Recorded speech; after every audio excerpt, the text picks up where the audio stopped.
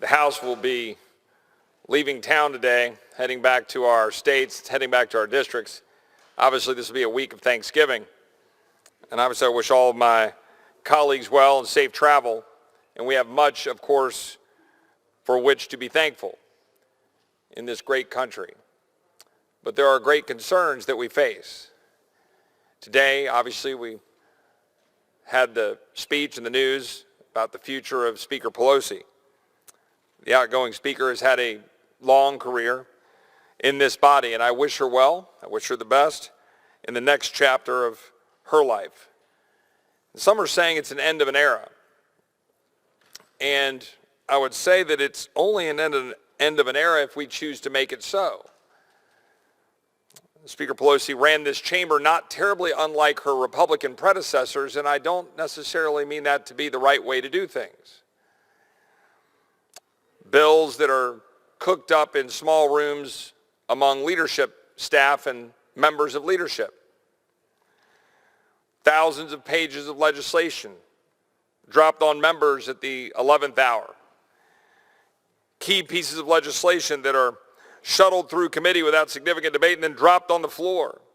Sometimes we have what's called suspension votes, where we suspend the rules and we have votes on the floor with no members here to debate it or discuss it. Just take the word of the committees on which I don't serve. Amendments on the floor of this body restrained since May of 2016 under both parties' leadership. Some people refer to this as a cartel. Some refer to it as the swamp. What it is, regardless of branding, we know that it takes power away from the legislators and thereby takes power away from the people who sent their legislators here to represent them. The only way we're going to make this the end of an era is if we change the way we do things. And we should. And I'm saying this now that there is a Republican majority about to take the gavel. I believe we have to change the way this town works. I believe we have to change the way this body works. The reason that I introduced the Article 1 Act in the first Congress that I served in this body while President Trump was in office, to reclaim power from the executive branch, to say that we must have a voice in these ongoing emergency declarations, some of which date back to the 1970s. The reason that I did that was because I believed it, even though it would have taken power away from a Republican president. I'm wondering now if some of my Democratic colleagues will think, well, maybe that's not a terrible idea if we look ahead. I don't know. Here in this chamber, I am as a Republican calling on a fundamental change in the way we do things here. How bills get to the floor. Most people might not understand that the default rules that would go back to the Jefferson Manual and the basic rules of parliamentary procedure would be that I have the right to be able to offer a bill, and that then you'd have the right to amend the bill here on the floor of this body, this being the floor of the House of Representatives. But what the American people don't know is that every Congress we come in and we vote on new rules. And we vote on rules that then restrict the power of every member of this body to be able to represent their constituents. We restrict the power of a member to offer a bill, to bring that bill to a vote, to have debate on that bill, to amend that bill here on the floor of the House of Representatives. That's the way it works. And then we even go further. Every week we fly in and then we have votes on rules.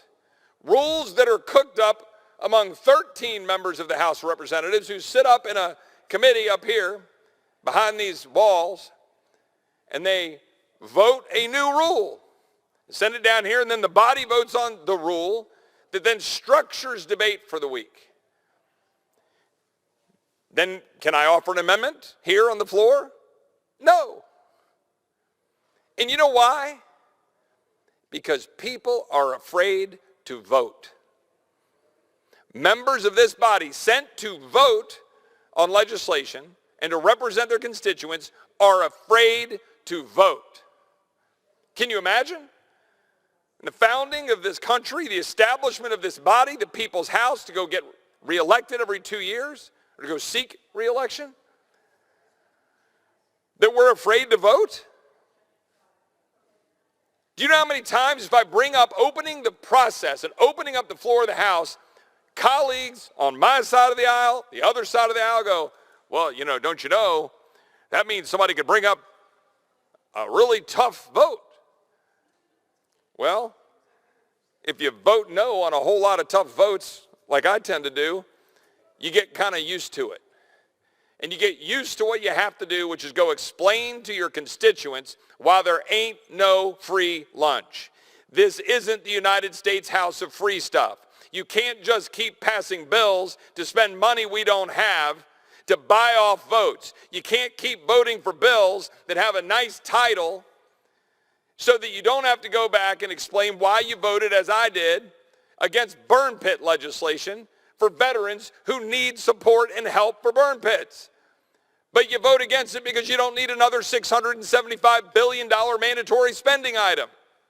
Yet bipartisan support for a bill because nobody wants to go say no. Nobody wants to go look in a veteran's eye and explain the hard reality of what we need to do in this body.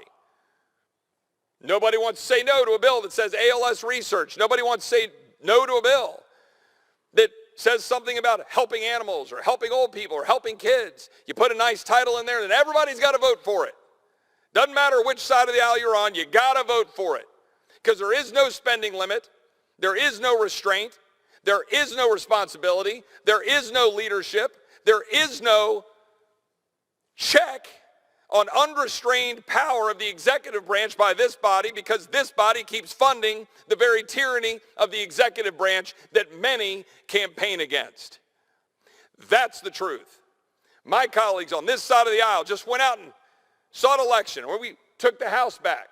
My colleagues on this side of the aisle went out and campaigned against unrestrained federal power in the Federal Bureau of Investigation, a Department of Homeland Security that refuses to secure the border of the United States. Labeling of parents as domestic terrorists. They went out and campaigned against an energy policy of an administration that is destroying American energy, driving the price of gas up, driving the price of electricity up, destroying the grid of the United States, making us more dependent on China, on Venezuela, on Russia, on Saudi Arabia, on Iran. It's absurd.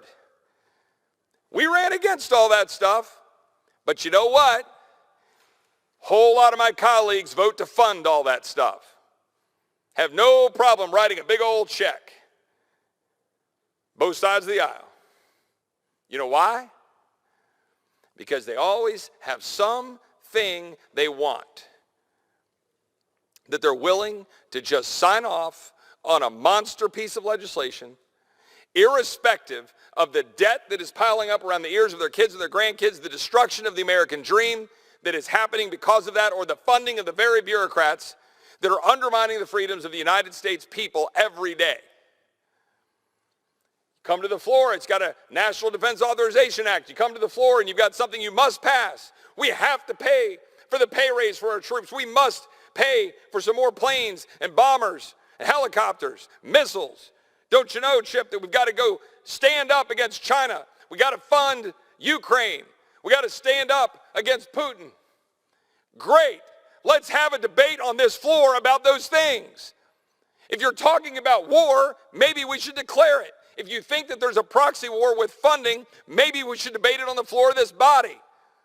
Maybe you shouldn't just keep writing blank checks and never have a debate about guns and butter. But that's what we do. And this is where I got to have a little tough talk to my colleagues on this side of the aisle. What, pray tell, have you heard out of anybody on this side of the aisle that will change any of that? Yesterday we had all sorts of conference meetings, debates about our internal workings. I tend to like to keep those meetings confidential and private, but half my daggum colleagues are tweeting that stuff out in real time. The fact of the matter is, nothing changed The status quo remains because people want their power. They want their committee chairmanships. They want their gavel. They want the ability to control the power and the purse strings, but they don't want to look in the mirror to fundamentally change a broken town, a broken house, a broken body, a broken federal government that is stepping all over the dreams and the hopes and the future and the prosperity of the American people. There is not a remote indication that my colleagues on my side of the aisle understand what time it is in America. Understand what we're facing. It's not just a campaign statement. It's not just something to go rile up the American people to get elected. To get elected, to get power, to get on a certain committee. Do you know what every conversation that has been had in this body, at least on my side of the aisle, since last Tuesday? Hey, what's going on in the steering committee? Hey, who's going to get Ways and Means? Hey, who's going to get on what committee? Hey, did the freshmen have their votes? Who's going to be the head of the freshman class? Hey, who's going to be the speaker? Who's going to be the whip? I don't know. Let's figure out what we're going to do. Who's going to have power? Who's going to have power? Who's going to have power? And the answer is anybody but the American people. The answer is anybody but the rank and file members of this body.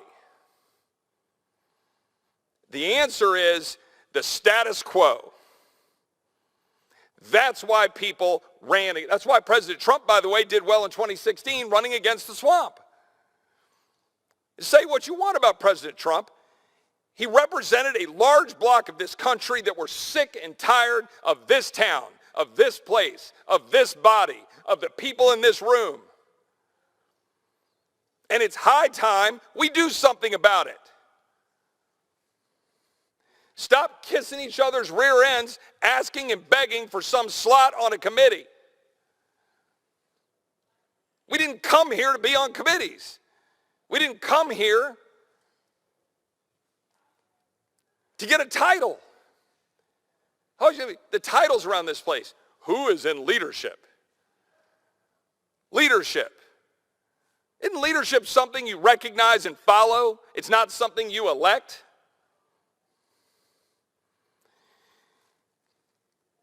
I didn't come here for second place. I didn't come here. I don't leave my family. I don't say goodbye to my son and my daughter and my wife every Monday and fly up here and spend 3, 4, 5 days up here and fly back every week just because I want to earn Southwest points. I didn't fly up here because I want to sit in rooms and go have a steak dinner and go talk to lobbyists about what needs to be put in a bill. I didn't come up here to say, well, we got to make sure we get, but don't call them earmarks. Don't call them earmarks. That's already bad out there. So we're going to call them community-directed spending. Okay, we'll call them community-directed spending. The currency of this town. How are you going to take care? How are you going to get a bridge back home? Hey, it's important. We have floods in Houston. We have floods in Louisiana or Florida. So, they need flood money, right? We have tornadoes in the Midwest. Well, we need some tornado money. Well, how do you think you get people to buy? How do you think you get people to vote for all these appropriations bills that have left your country $32 trillion in debt? By the way, 5% interest rates. Do you know what's going to happen? Interest rates going up where they are at 5%. You know what's going to happen to the interest payments? It's going to be another $600, $700, $800 billion. You pretty much just bought a whole second Department of Defense, ladies and gentlemen, with money that you're printing. How's that sound? Enjoy that, do you? And nobody here has any plan on what to do about it except more of the same. We'll have a lot of speeches about CHIP. Don't you understand? Entitlements, mandatory spending, that's the problem. That's 70% of the whole thing. Well, as a technical matter, that's not incorrect. But we got here because we refused to deal with it.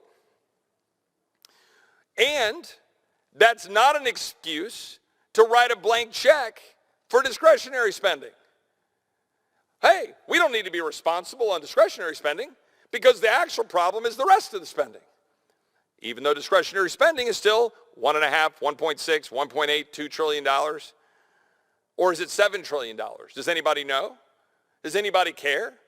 Hey, we shut down the whole country under COVID, but hell, we'll just write a $5 trillion check. Why not? Because that's what we do. We just keep writing checks that we can't cash. So what are we going to do? What are Republicans going to do to demonstrate that they get what time it is in America? That they get that there's $32 trillion in debt? That they get that our borders are wide open, and that's not a political campaign speech. It's a reality. Even Democrats who refuse to acknowledge that our border is wide open are panicked over Title 42 ruling by a district judge, because even Democrats who want to ignore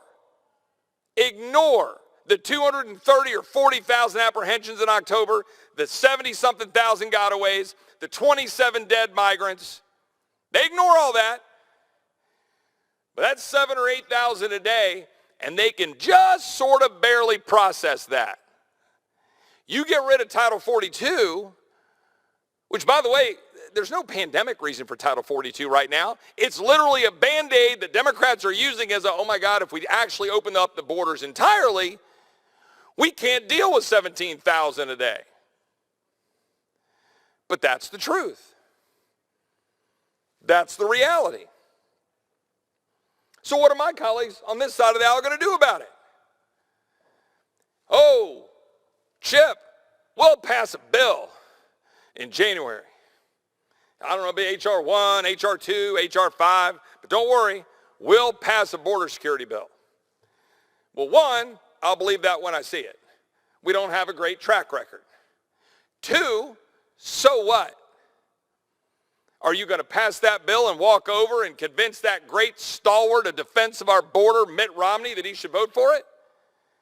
You going to convince any of the 12 who just decided to redefine marriage and stomp all over religious liberty over in the United States Senate? Are you going to convince any one of them to vote for a strong border security bill? And even if you do you think that Joe Biden is going to sign it? So the question for Republicans is, are you willing to use the power of the purse articulated by our founders in Federalist 58 and broadly at our founding to stop what is happening and the destruction of our sovereignty with wide open borders that are endangering migrants, killing Texas, having fentanyl poured into our schools? Or are you going to just continue the fraud that is the United States House of Representatives? Because that's what it is.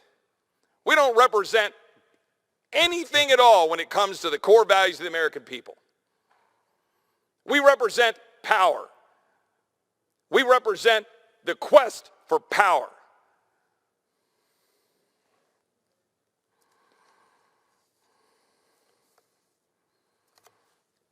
Are we going to use the power of the purse to secure the border? Are we going to deal with the National Defense Authorization Act that is currently being negotiated and likely passed out of the United States Senate and sent over to the House of Representatives? Now, it's heartened to hear the Republican leader, Mr. McCarthy, say that he thinks maybe the NDAA ought to be pushed into the next Congress. I agree with that. But then what? Then what? Is the Senate going to pass the same thing right back over? An NDAA that is chock full of all sorts of non-truly defense-related matters? We're going to have an NDAA that's sent over to us that drafts our daughters without so much as a single debate here on the floor about what it means to actually add our daughters to selective service? Are we going to have an NDAA, and are we going to support an NDAA that continues to advance vaccine mandates? How many of our men and women in uniform need to be fired? Oh, don't worry, Chip. We took care of it. It is not a dishonorable discharge. Oh, really? Well, thank you for that grand leadership, GOP. Because I'm sure it really makes our men and women in uniform feel all that much better when they're forced to leave their service in the United States military with discharge. Not honorable, discharge. I'm sure that makes them feel great. I'm sure they're sitting around the table this coming Thursday after they got fired because they refused to take a jab in the arm of a vaccine that Moderna and Pfizer made over $100 billion on, with all sorts of questions by legitimate mainline doctors about the efficacy of the vaccine. A hearing that we held just last week off the Hill, because my Democratic colleagues won't hold a hearing on COVID on the Hill, where all three doctors sat on the panel and we asked them, is there any basis, any reason for our men and women in uniform to be required to take a vaccine for COVID? And the answer was no, no, no. Unequivocal no. Like, this doesn't do anything significant for transmission. This doesn't do anything to truly help and protect young, healthy men and women who are in the military. They're precisely the population who are the least impacted by COVID. Yet here we are today, sitting here in real time while we adjourn for Thanksgiving. And an NDAA is getting debated in the Senate, going to be sent over here. What will Republicans do about that? I don't know. I don't know.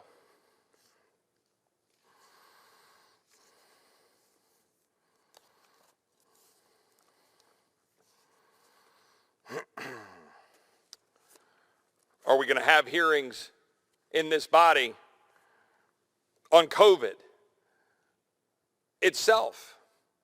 The reaction and response to it, the power of government being used against the American people? Are we going to have hearings about its origins, hearings about NIH funding, hearings about mask policy, hearings about what Fauci and Birx knew and when they knew it, hearings about the efficacy of the vaccine, hearings about the side effects of vaccines, hearings about why only now are some of our leadership of this country going out and saying, oh, sorry, my bad. Yeah, I think it really was just kind of something bad for, old people, and maybe we really didn't see, that maybe we didn't need to freak out and lock down our economy and kill our economy and send our kids to the corners and mask them and shut down our schools and send them back a generation in education. Our bad. These are real people's lives. It's the greatest economy in the history of the world, and you just shut it down. What in the world? Is anybody on our side of the aisle going to do anything about that? Haven't heard anything yet. Haven't seen anything yet. All I saw today was a hearing, press conference talking about Hunter Biden. Well, that's great. But what are we going to do about Scott Smith, who is targeted by the Department of Justice, the National School Board Association? What are we going to do about Anthony Fauci? What are we going to do to make sure the American people know and fully understand the collective power of the federal government being pointed at and used against the American people? Because it's happening. COVID tyranny. Nurses and doctors forced out of the workforce. The effort under OSHA to try to force employers to mandate vaccines. The CDC regularly pushing Twitter, Google, and Facebook to flag any dissenters who dared question the orthodoxy and all that the powers that be said that they thought we must know. How about the CDC purchasing $420,000 worth of Americans' location data to monitor compliance with lockdowns? Is anybody bothered by that? Is anybody bothered by the government looking at our information, looking at phone records? How about guns? The FBI secretly coerced Americans to sign forms to voluntarily relinquish their rights to own, buy, or use firearms and permanently register them in the NICS system. In Delaware, the ATF showed up unannounced to a man's home without a warrant for a surprise inspection. Under Biden, the ATF has revoked 500% more federal firearm licenses.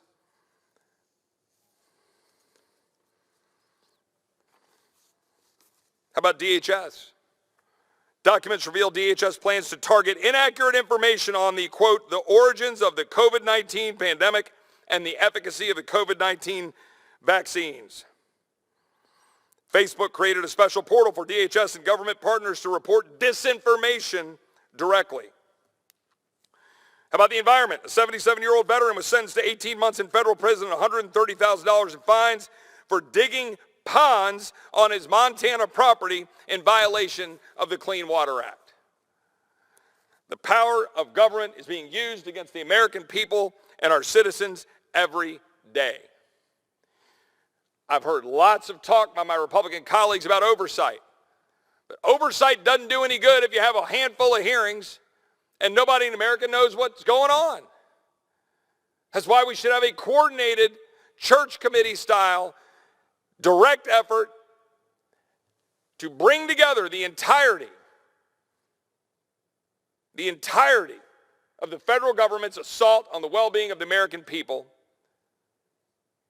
and bring that to light to the American people and then specific changes to deal with it. But I'm not sure how much confidence that a lot of the American people have that we're going to change anything.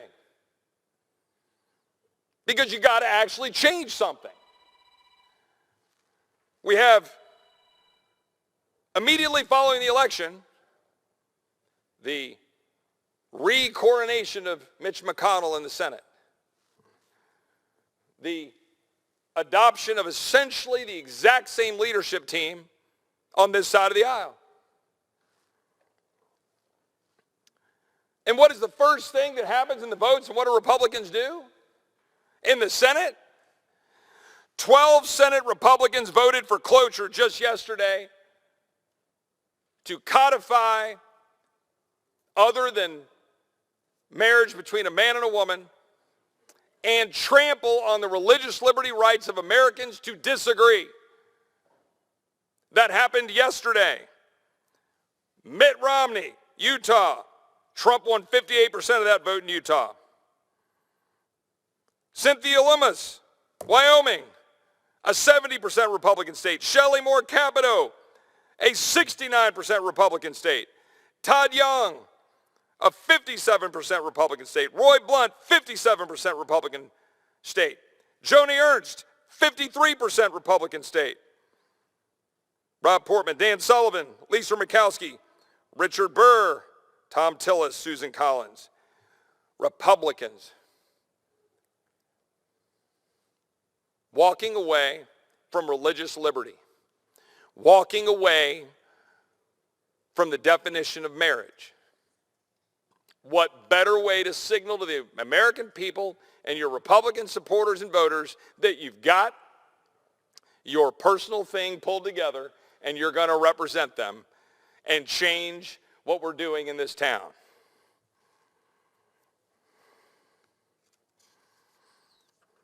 Hard to believe the American people are cynical. Hard to believe that.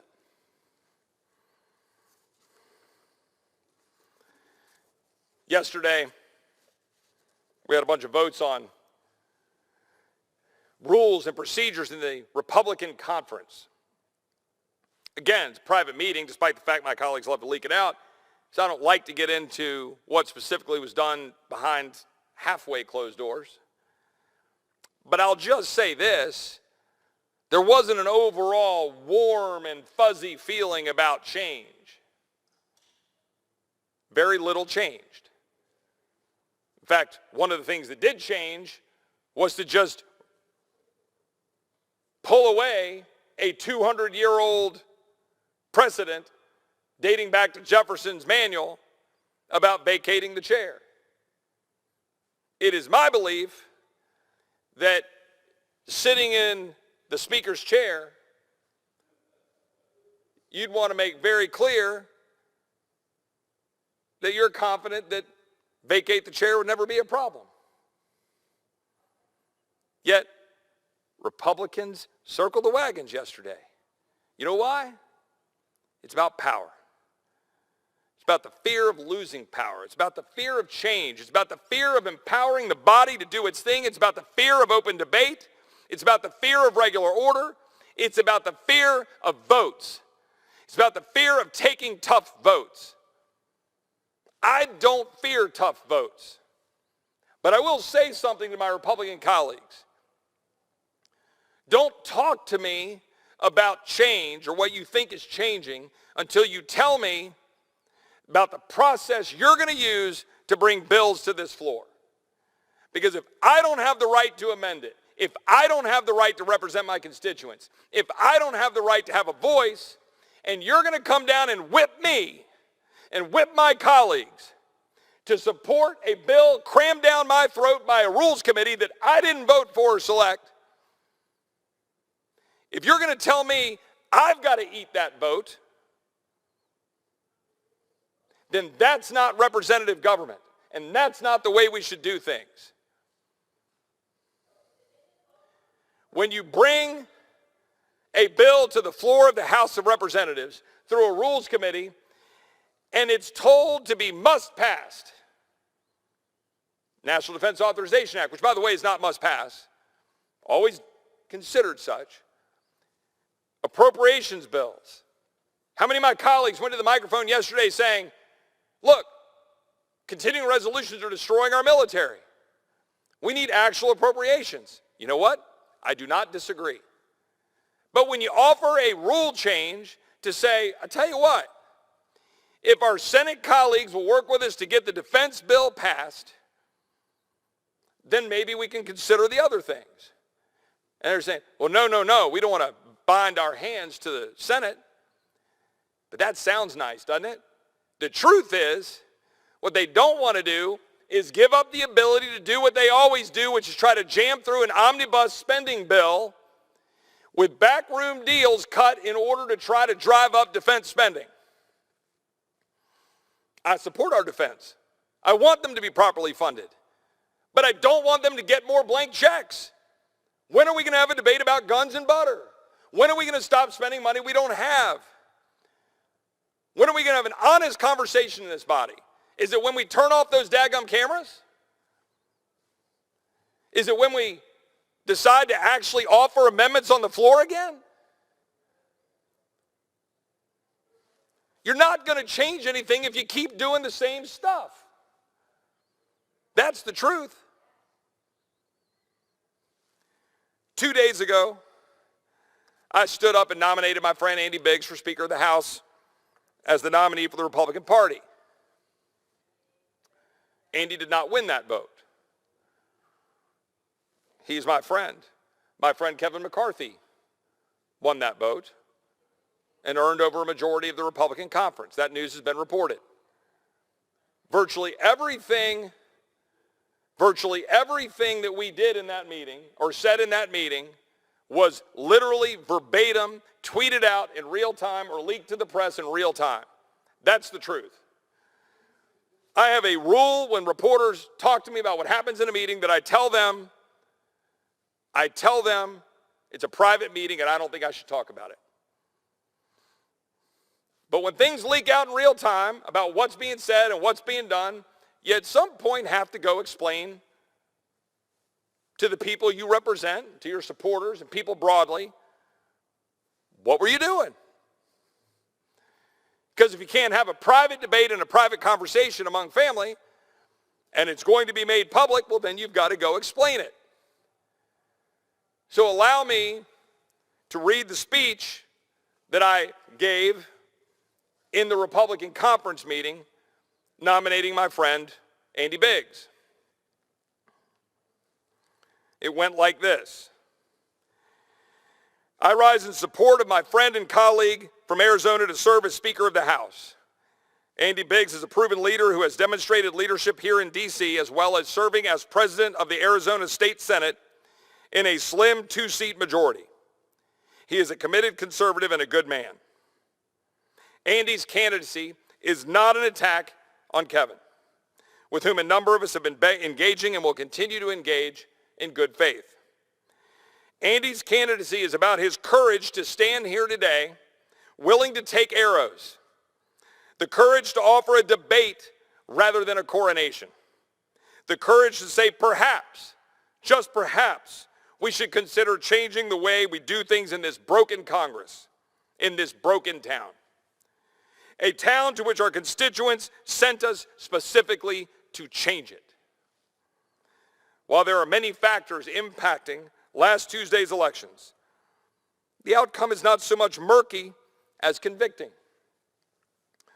Our voters, Republican voters, expected a reckoning. And in so doing, they gave us nearly 5 million more Republican votes in congressional elections than my Democratic colleagues. Yes, redistricting can explain why we gained perhaps a smaller margin than anticipated. But it's not enough. What did we run on? In the 1990s, we ran specifically on crime and a bold agenda to transform Congress. In 2010 and 2012, we ran specifically on cutting spending. Meanwhile, this year, bold conservative leadership outside of this city was affirmed enthusiastically by voters. No one better represents that than Governor Ron DeSantis' overwhelming dominance in Florida. But we also saw Governor Lee in Tennessee, Governor Kemp in Georgia, Governor Reynolds in Iowa, Governor Abbott in Texas. And we saw our own colleague Lee Zeldin's powerful run for governor in New York, where he fell short but helped flip 4 seats. Because Lee ran on something, crime and the rule of law in New York. DeSantis ran on something, fighting COVID tyranny directly and fighting wokeism directly. Governor Abbott ran on something, securing the border, ravaging Texas. Meanwhile, in a midterm election against the most radical, leftist, and dangerous White House in American history, we left the Senate in Democrat hands. And we're looking at a 3 to 5 seat majority in the House of Representatives. So what do we do? I hear a lot about unity. Amen. But it has to be real unity. If we just say we are unified, it will not do a thing if the Rules Committee jams a disastrous immigration and border security bill like happened in July of 2018. Or consider that, to the best of my knowledge, the House Freedom Caucus, which represents about 20% of the body, has 1 member of the steering committee, which has 30 people, 1 member of the 20 standing committee chairs. Or respectfully, how about all the PAC money that was spent around this town in favor of leadership-tapped candidates? For example, Rodney Davis over Mary Miller, 2 incumbents. That's why I give you that example. But it's not about any one person or group. It is about empowerment of the whole Republican conference, not just a select few. We say we are for limited government, we Republicans, but how do you expect to decentralize the power of Washington if we cannot even decentralize our own leadership structure? Our republic is on the edge. Americans and their families are being crushed by a weaponized government, radical wokeness, vaccine mandates, open borders, crime, inflation. Yet voters don't understand how Democrats who have championed such destruction still hold so much power and largely avoided the reckoning that we talked about. We talk a lot about accountability. I ask everyone in this room, how can we hold them accountable if we cannot hold ourselves accountable when we come up short? Today's voting date, this being 2 days ago, is an arbitrary date, rushed, in an environment where many of our voters believe the system is rigged against them. A vote for Andy is a vote to shout stop and to stand athwart the status quo. It is a vote to pause and debate. It is a vote to empower every one of us to have a say and to have the ability to use our election certificate to its fullest. It is not a vote against Kevin, but a vote to force us all to the table to figure out how, not if, how we will come together as a party to reshape the conference rules, rethink the makeup of steering and the very structure and operation of the Rules Committee, and most of all, to lay out a specific agreed-to agenda and battle plan around which we can unite and to inspire and win the minds and hearts of the American people. Now, that is an internal debate among Republicans. I think it's healthy. I think it's good. The question will be, will Republicans stand for change?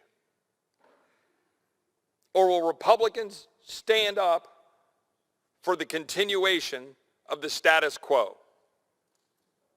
The status quo ain't working. It's not. That is an indictment of both parties. That is an indictment of this institution. It is an indictment of this town.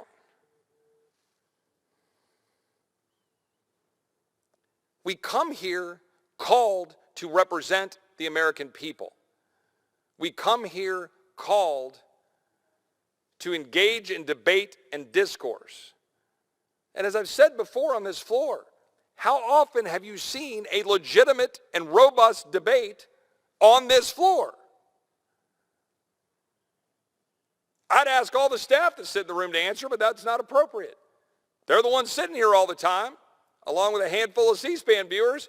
Everybody knows most of the time we're preaching to an empty chamber. Most of the time, if there's a lot of people on the floor, it's only for votes, and a lot of backslapping, and a lot of, hey, when's our dinner tonight? And a lot of, hey, what are we going to do tomorrow? When you leaving town? How fast can we leave town? How quickly can we get to the airport? Chip, don't demand another vote. Dang it, I got to get to my tea time back home. Yeah. But when was the last time you saw a rigorous debate? Yeah, okay, I know we sometimes have the majority leader and the whip go back and forth on a Thursday afternoon or a Friday for an hour. But it's all talking points. It's all posturing. It's all back and forth to say, let's go out on the steps and go give our speeches. When was the last time you had, let's sit here for 3 hours and let's debate Ukraine? All of us, let's get down, let's carve up time. How about 5 days? Let's debate Ukraine. We've given them $70 billion. 70, and now the administration's asking for $37 more billion. Any of y'all got $107 billion sitting around? Well, guess what? Neither do we. We're just going to print more money. We're just going to print more money, send it to Ukraine, allegedly for a helpful goal of trying to help Zelensky stand up against Putin. Where's all that money going? Is any of that money going into the hands of certain companies that's then turning around and sending it to certain politicians here? Certain stories seem to indicate so. Any of that money going to oligarchs in Ukraine? Any of that money going into the hands of China? A lot of stories about all of that. I'm not even talking about accountability yet. I'm just saying that if we're going to vote on another $37 billion for Ukraine, shouldn't we debate it? Are we at war or aren't we? Do we have advisors there or not? Is it in our national security or not? Is it helping stability in the globe or not?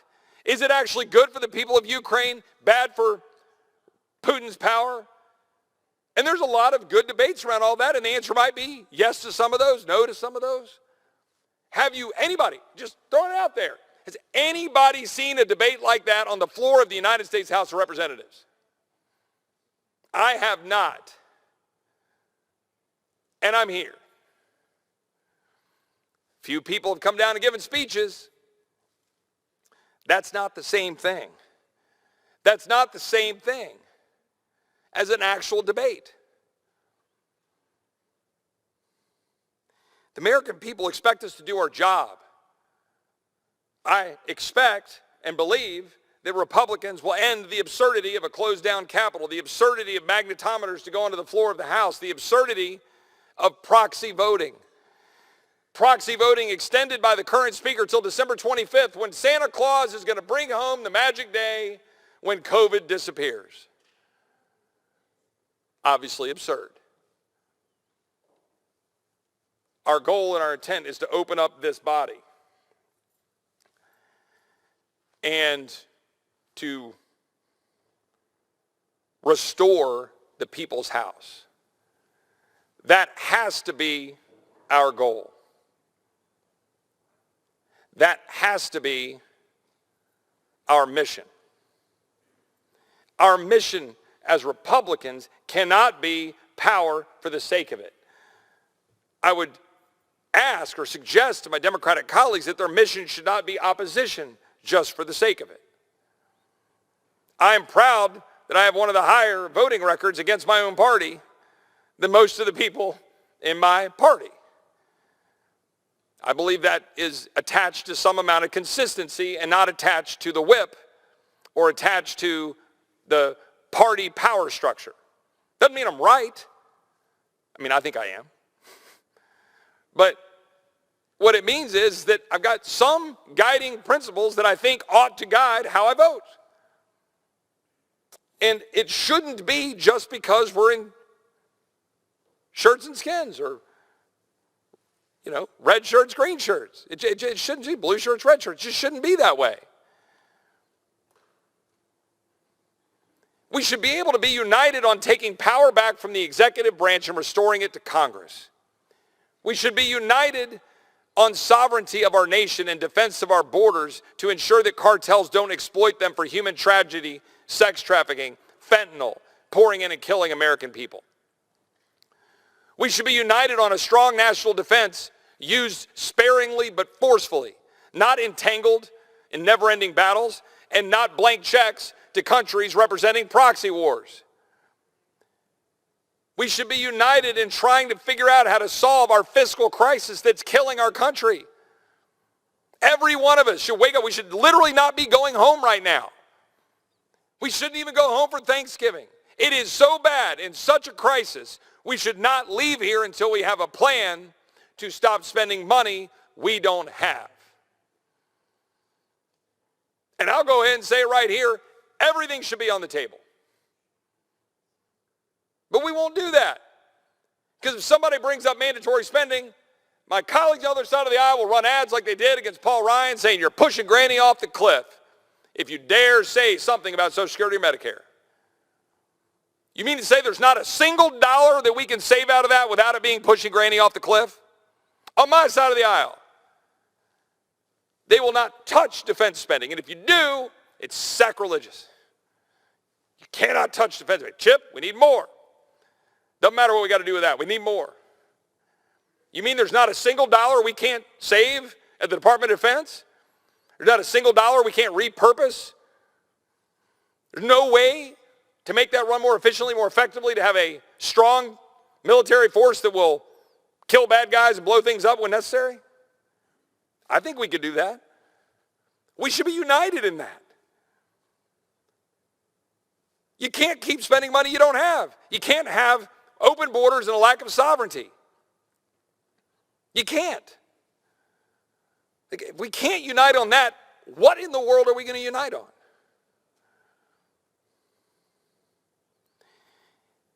This body is supposed to, even in our disagreement, stand athwart the executive branch extending beyond the powers given it in the Constitution. It's supposed to.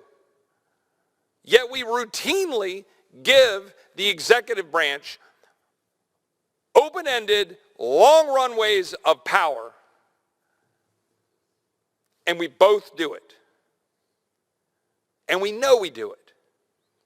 Why shouldn't we unite to restrain the executive branch if you actually believe in separation of powers? I will say right here and stipulate, I don't care who's in the White House. I don't want the president and the executive branch to have unlimited power. I introduced a bill under Trump. I'll introduce that bill, and I have reintroduced it under Biden. I'll introduce it again in January of 2025 if I'm here, no matter who the president is.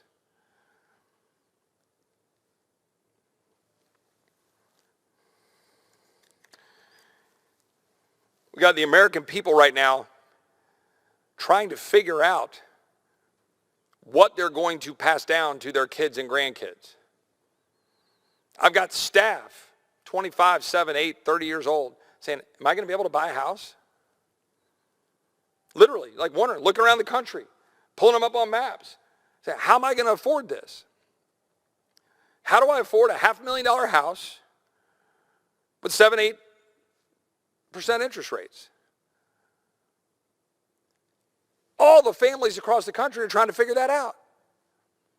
They're trying to figure out why they're increasingly concerned about their safety and well-being. They're trying to figure out why kids in their schools are dying from fentanyl.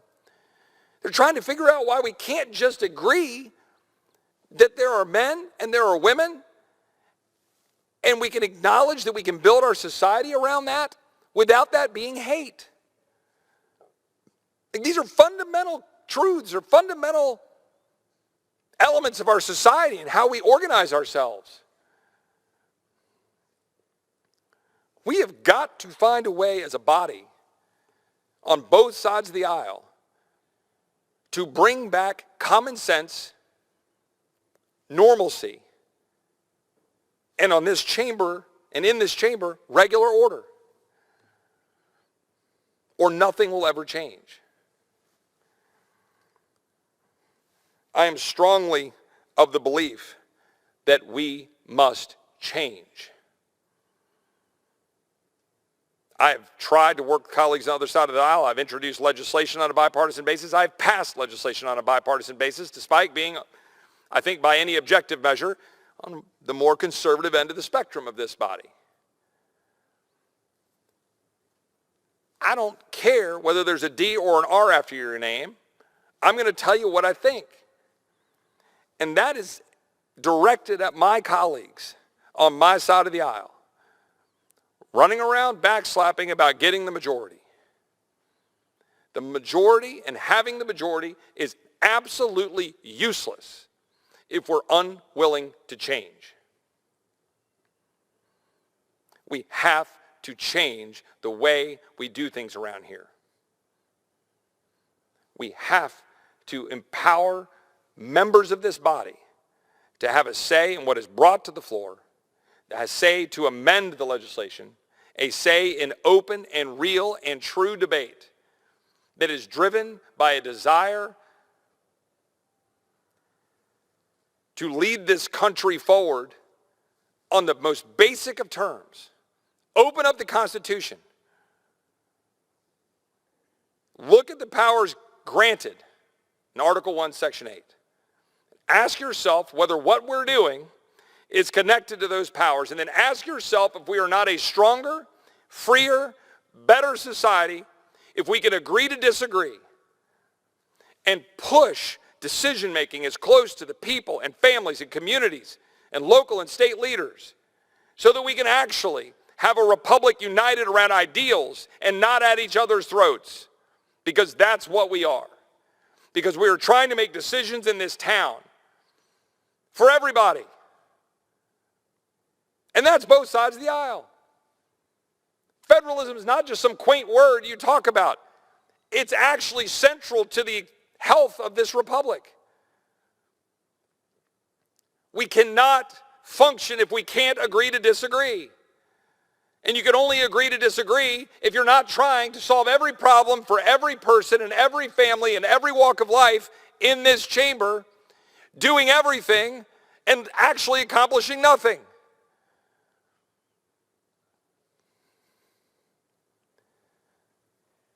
The beauty and the structure of this republic and its founding is in the diffusion of power away from any one person, any one entity.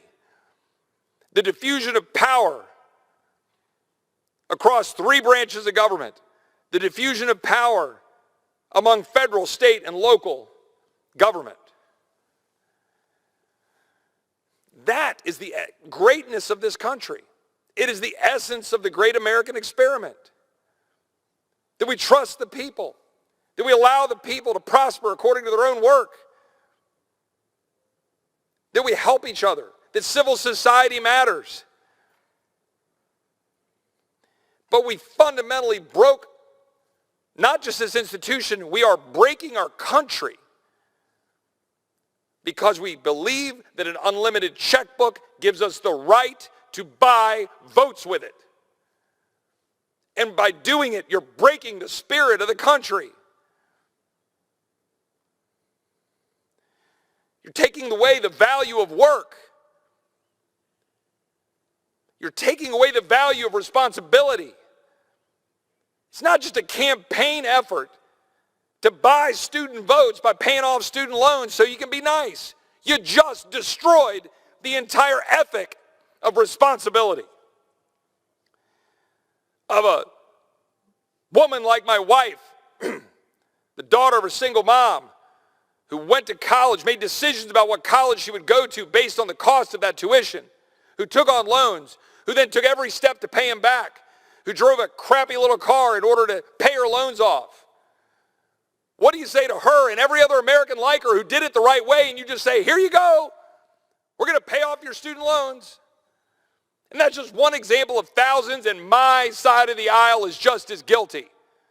Another blank check to solve something, a disease or an illness. Another blank check because Ukraine. Another blank check because you don't dare look a farmer in the eye when the farm bill comes up and says, look, man, I'm sorry, but farm plus SNAP equals a whole lot of debt, and we can't keep writing a blank check. How about another blank check for subsidies for unreliable energy? Here you go. Here's another check to buy off another company to destroy our grid, destroy our way of life, destroy American energy through a blank check. We're literally destroying the soul of the country every day we walk into this chamber. And that is not a good legacy. Everybody just walks around acting like, well, one day the think tanks and the world will come together and we'll solve all of the mandatory spending problem. That's the real deal. Stop writing blank checks. Actually have the responsibility to do your job.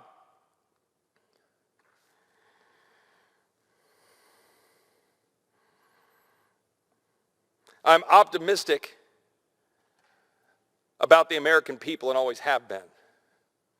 And there's a large block of the American people who are not going to just walk away from the republic that they inherited from their parents and grandparents and those that fought, bled, and died for this country. They're not going to walk away from the American dream for their kids and grandkids. But this body, every day that we meet, we make it harder for them. Why don't we stop that? Why don't we agree together to sit down and do the hard work that is required of us, to do it the right way, to spend within our means, to follow the constitutional order, to limit our affairs to the consequential things that unite our republic rather than meddling in the affairs of every American in every state and every local government. Why can we not sit down and agree to disagree and push decisions of disagreement down to the people where they belong and do our basic duty step by step?